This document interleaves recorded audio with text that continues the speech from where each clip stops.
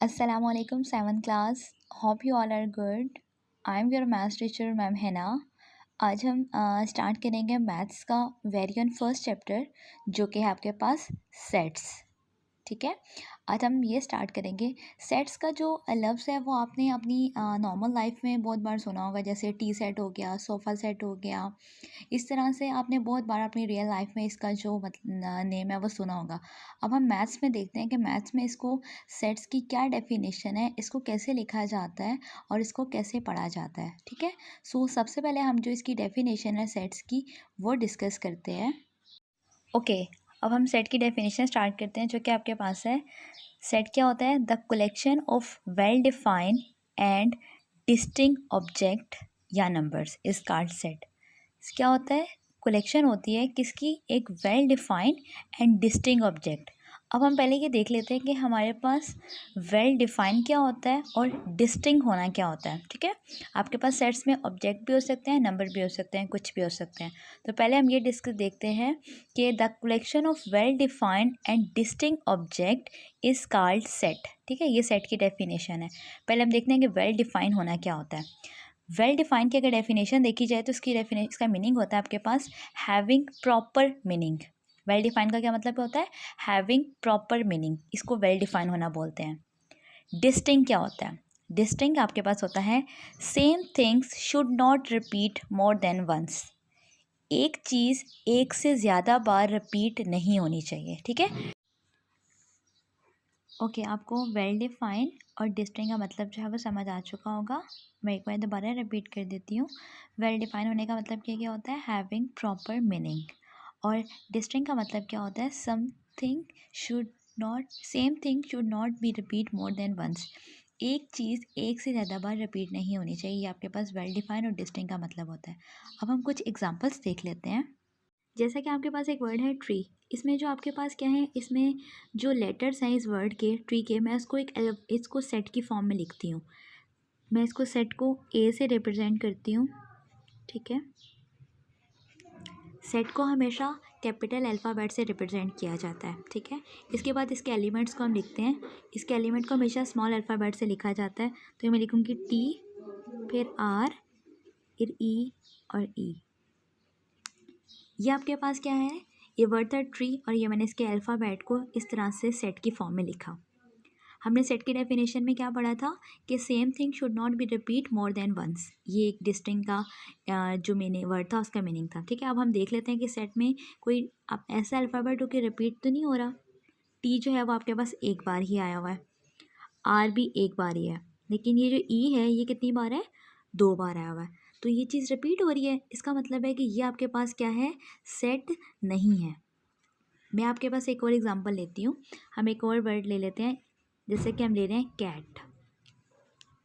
ठीक है, अब हम इसके जो अल्फ़ाबेट हैं उसको हम सेट की फॉर्म में लिखते हैं. इसको मैं बी से रिप्रेजेंट कर देती हूँ. जैसा कि मैंने पहले बताया, सेट को हमेशा कैपिटल अल्फ़ाबेट से रिप्रेजेंट किया जाता है. ठीक है, तो हम लिखेंगे तो स्मॉल सी, स्मॉल ए और टी. जो आपके पास सेट के अंदर जो लिखे जाते हैं ना, इनको हम एलिमेंट्स बोलते हैं. सेट के क्या बोलते होते हैं? एलिमेंट्स. तो एलिमेंट्स को हमेशा स्मॉल अल्फ़ाबेट से रिप्रेजेंट किया जाता है अगर हम अल्फ़ाबेट में लिख रहे हैं. तो अगर नंबर्स की फॉर्म में तो वो तो नंबर्स ही लिखे जाएंगे, लेकिन अगर हम अल्फ़ाबेट की फॉर्म में कर रहे हैं जिसको स्मॉल में लिखा जाता है एलिमेंट्स को, और सेट को जो रिप्रेजेंट है वो हमेशा कैपिटल अल्फ़ाबेट से किया जाता है. ठीक है, अच्छा, अब हम देखते हैं कि सी क्या सेट में रिपीट हो रहा है? नहीं, एक बार ही आ रहा है. ए भी एक बार है, टी भी एक बार है, सब एक बार आ रहे हैं ना. इसका मतलब है कि ये जो हमने लिखा है ये सेट है, लेकिन ये सेट नहीं है क्योंकि यहाँ पे ई क्या है? रिपीट हो रहा है. तो रेपिटेशन का मतलब यहाँ पे यही था कि एक ही नंबर एक से ज़्यादा बार रिपीट नहीं होना चाहिए. ठीक है, अब हम कुछ बेसिक सेट्स हैं जो कि आपने अपनी क्लासेस में पढ़े हुए हैं उनको डिस्कस कर लेते हैं. जैसे कि आपके पास होता है natural number, set of integers, prime numbers, whole number, और आपके पास जो भी नंबर इस तरह से इवन होते हैं, ऑड होते हैं, उनको हम डिस्कस कर लेते हैं. ओके, अब हम कुछ बेसिक सेट्स की बात कर लेते हैं जो कि आप लास्ट क्लासेस में भी पढ़ते आ रहे हैं. एक आप लोग लिखते हैं सेट ऑफ नेचुरल नंबर्स, जिनको हम कैपिटल एन से रिप्रेजेंट करते हैं, और इसके एलिमेंट्स किससे स्टार्ट होते हैं? 1 2 3 4 अप टू सो ऑन. और इस तरह से इसको ब्रेसिस की फॉर्म में ही लिखा जाता है. ठीक है, सेट्स को हमेशा इसी तरह फॉर्म में लिखा जाता है. नेक्स्ट आपके पास है सेट ऑफ होल नंबर। जो होल नंबर है उसको हम लोग W से रिप्रेजेंट करते हैं, ठीक है, और वो 0 से स्टार्ट होता है, 0 1 2 3 4 अप टू सो ऑन, इस तरह से होल नंबर। नेचुरल नंबर में 0 इंक्लूड नहीं होता, होल नंबर में 0 इंक्लूड होता है, ये बस डिफरेंस है दोनों सेट्स में। और नेचुरल नंबर को N से रिप्रेजेंट करते हैं, होल नंबर को W से। नेक्स्ट आपके पास है सेट ऑफ इंटीजर्स। इंटीजर को हमेशा हम लोग Z से रिप्रेजेंट करते हैं, कैपिटल Z से, ठीक है, और ये 0 से स्टार्ट 0 होता है और इसमें +-1 +-2 +-3 अप टू सो ऑन, मतलब इसमें पॉजिटिव वैल्यूज़ भी होती हैं और नेगेटिव वैल्यूज़ भी होती हैं, ठीक है। Z, ठीक है, हम लोग इसको इस तरह से भी लिख सकते हैं, आप सेंटर में 0 लिखें, इस तरफ आप राइट साइड पे सारी पॉजिटिव वैल्यूज़ लिखते हैं, इस साइड पे सारी नेगेटिव वैल्यूज़ लिखते हैं, ठीक है। इसी तरह आपके पास एक सेट होता है सेट ऑफ इवन नंबर्स।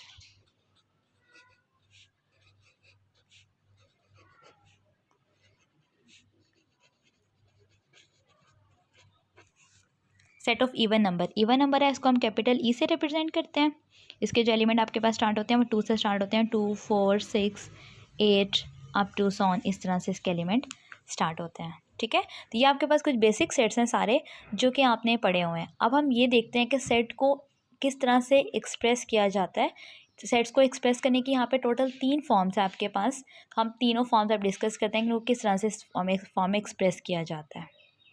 अब हम स्टार्ट करते हैं expressing a set. Expressing a set में हमारे पास यहाँ पे टोटल 3 मेथड है आपके इस एक्सरसाइज में कि हमने देखना है कि सेट को किस तरह से एक्सप्रेस किया जाता है। उसमें सबसे पहला जो है वो डिस्क्रिप्टिव फॉर्म। डिस्क्रिप्टिव फॉर्म का क्या मतलब होता है? A set is described with the help of statement.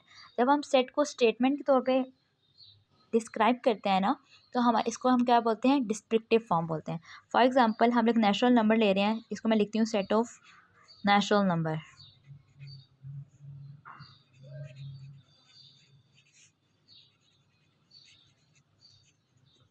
ये मैंने एक स्टेटमेंट लिखी है, n is equal to set of natural number. तो ये हमारे पास सेट को रिप्रेजेंट करने की क्या है? डिस्क्रिप्टिव फॉर्म है, ठीक है। इसको हम लोग, जैसे कि मैंने ये स्टेटमेंट में लिखा था, ये डिस्क्रिप्टिव फॉर्म है, ठीक है। इस फॉर्म को क्या बोलते हैं अभी मैं बाद में बताती हूँ। हम लोग जब एक स्टेटमेंट लिख देते होते हैं ना जस्ट, तो उस स्टेटमेंट को हम लोग क्या बोलते हैं? यहाँ पे हम सेट को रिप्रेजेंट करें डिस्क्रिप्टिव फॉर्म में।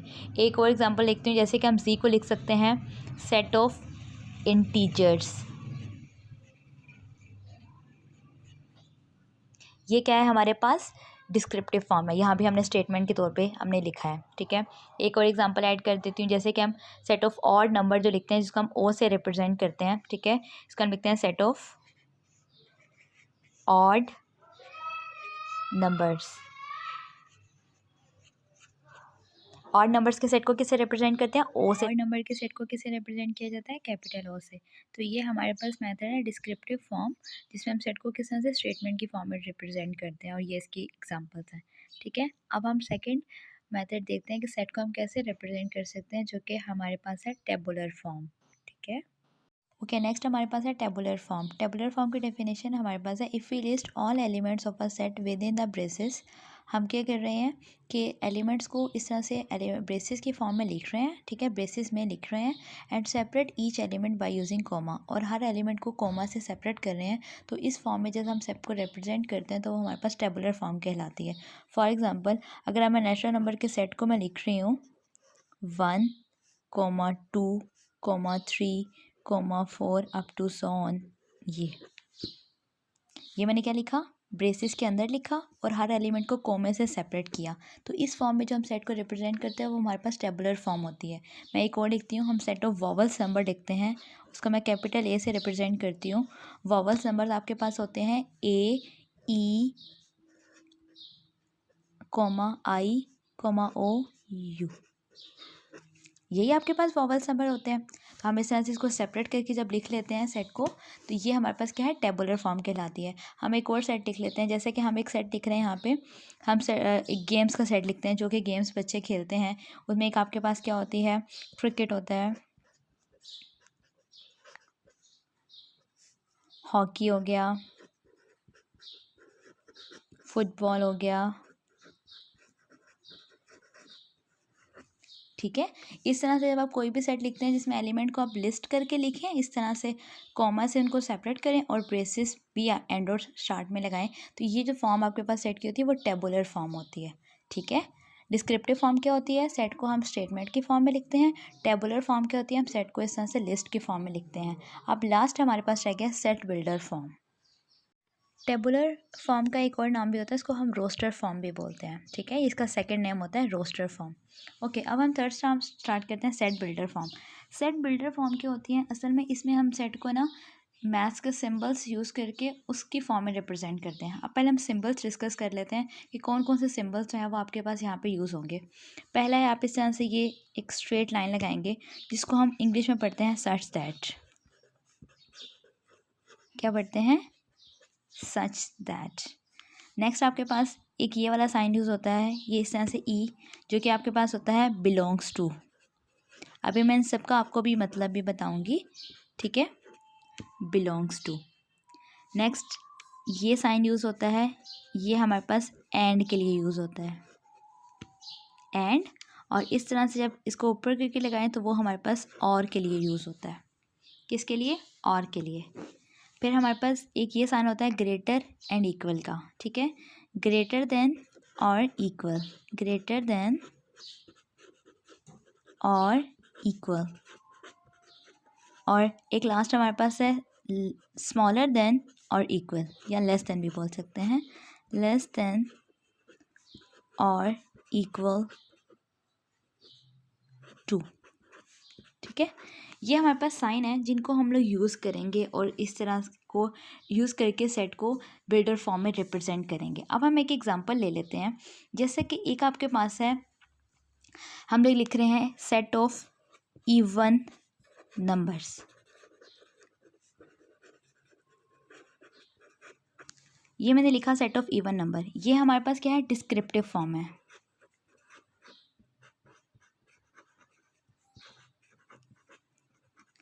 डिस्क्रिप्टिव फॉर्म है। अगर मैं इस सेट को इस तरह से लिख लेती हूँ, आपके पास 2 4 6 8 अप टू सो ऑन, तो ये हमारे पास कौन सी फॉर्म हो जाएगी, टेबुलर फॉर्म। टेबुलर फॉर्म हो जाएगी, ठीक है। हम इसको ई से रिप्रेजेंट करते हैं, ई से करते हैं, ठीक है।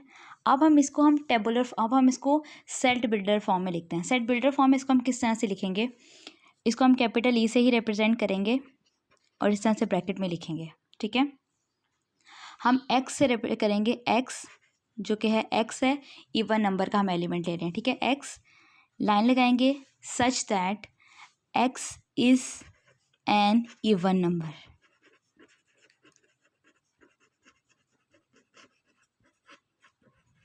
ये हमने क्या लिखा, हमने लिखा एक्स जो कि बिलोंग कर रहा है किससे, इवन नंबर से बिलोंग कर रहा है। सच दैट एक्स क्या है, इज़ एन इवन नंबर। तो हम लोग इस तरह से जब इसको फॉर्म में लिखते हैं तो ये हमारे पास सेट बिल्डर फॉर्म होती है, ये टेबुलर फॉर्म, ये डिस्क्रिप्टिव फॉर्म।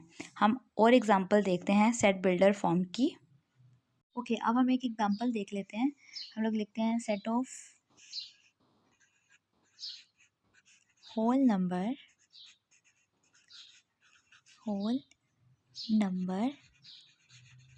Greater than 15